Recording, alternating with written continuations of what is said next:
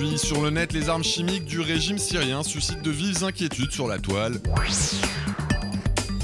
Des lycéens américains dénoncent en vidéo la frugalité des menus servis dans les cantines du pays. Et le bikini hockey pourrait bien devenir le nouveau sport à la mode en Amérique du Nord.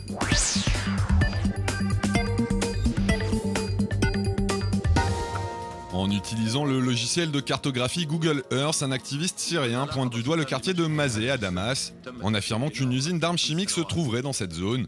Une usine qui serait d'après lui installée dans un bâtiment fortifié relié par un tunnel souterrain à l'aéroport militaire situé au sud du quartier. Depuis le mois de juillet, des militants de l'opposition ont mis en ligne plusieurs vidéos qui montreraient les sites où, selon eux, des armes chimiques seraient fabriquées ou entreposées. Des informations impossibles à vérifier, d'autant plus que le régime syrien en aurait récemment déplacé une partie pour des raisons de sécurité. D'après les chercheurs du Centre d'études sur la non-prolifération des armes de destruction massive, la Syrie dispose de l'un des plus importants stocks d'armes chimiques du Moyen-Orient, qui inclut notamment du gaz sarin et du gaz moutarde. Un arsenal qui suscite l'inquiétude de la communauté internationale. Fin août, le président américain Barack Obama a ainsi évoqué une intervention militaire en cas d'utilisation de ces armements. Damas a pour sa part assuré qu'il n'en ferait pas usage contre sa population, mais a menacé d'y avoir recours en cas d'agression étrangère. Malgré cela, certains experts comme Bruce Bennett du site globalsecurity.org estiment néanmoins qu'il faut sérieusement envisager une opération militaire, afin de sécuriser les stocks d'armes chimiques syriennes et ainsi éviter leur transfert vers d'autres pays de la région.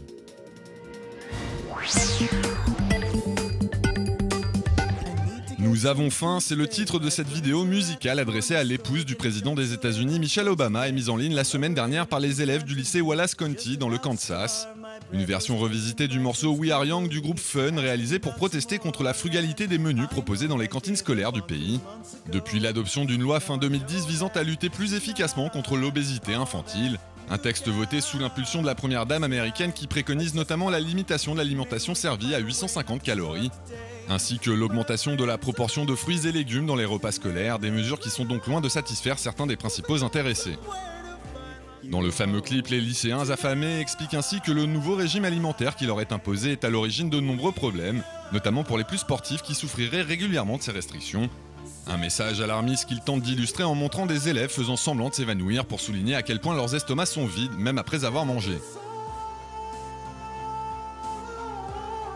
Et le succès viral de cette initiative n'a pas tardé à être au rendez-vous. La vidéo en question a en effet été vue près de 800 000 fois sur YouTube. Et sur Twitter, ils sont nombreux à soutenir la cause des lycéens et à appeler les autorités à revoir le contenu des menus proposés aux élèves du pays. Un succès qui ne devrait pourtant avoir que très peu d'incidence sur la quantité d'aliments servis dans les cantines. Michelle Obama est en effet très attachée à ces mesures destinées à lutter activement contre le surpoids des enfants dans le pays. Dans cette vidéo mise en ligne début septembre à l'occasion de la rentrée des classes, elle réaffirmait ainsi sa volonté de voir tous les jeunes Américains accéder à une alimentation équilibrée et expliquait qu'il s'agissait d'une vraie priorité pour elle comme pour son mari.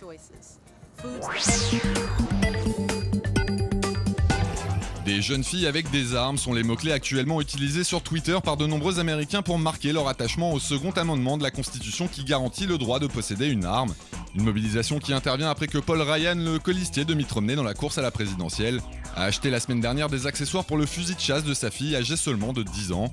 Une initiative choquante pour certains mais parfaitement légitime pour beaucoup d'utilisateurs de réseau social, qui ont donc posté des dizaines de clichés mettant en scène leur fille armée jusqu'aux dents pour afficher leur soutien à Paul Ryan. Remplacer le fameux message erreur 404 qui apparaît à l'écran lorsqu'un site web n'est pas trouvable par des avis de recherche de mineurs disparus. C'est l'objectif du projet Not Found lancé à l'initiative de plusieurs associations européennes de protection de l'enfance. Concrètement, le traditionnel message d'erreur serait remplacé par la phrase « La page n'a pas été trouvée, tel enfant non plus » et serait accompagné de l'avis de recherche correspondant ainsi que du numéro de la hotline européenne consacrée aux enfants disparus. Les fans de hockey ont de quoi se réjouir en effet alors que le championnat professionnel nord-américain a du plomb dans l'aile en raison d'une grève menée par les joueurs. Un nouveau sport est semble-t-il sur le point de voir le jour, le bikini hockey. Comme son nom l'indique et comme on peut le voir dans cette vidéo de présentation, cette discipline étonnante sera exclusivement réservée aux membres de la jante féminine qui devront porter un maillot de bain en guise d'uniforme. Un sport qui ne devrait pas avoir trop de difficultés à trouver son public.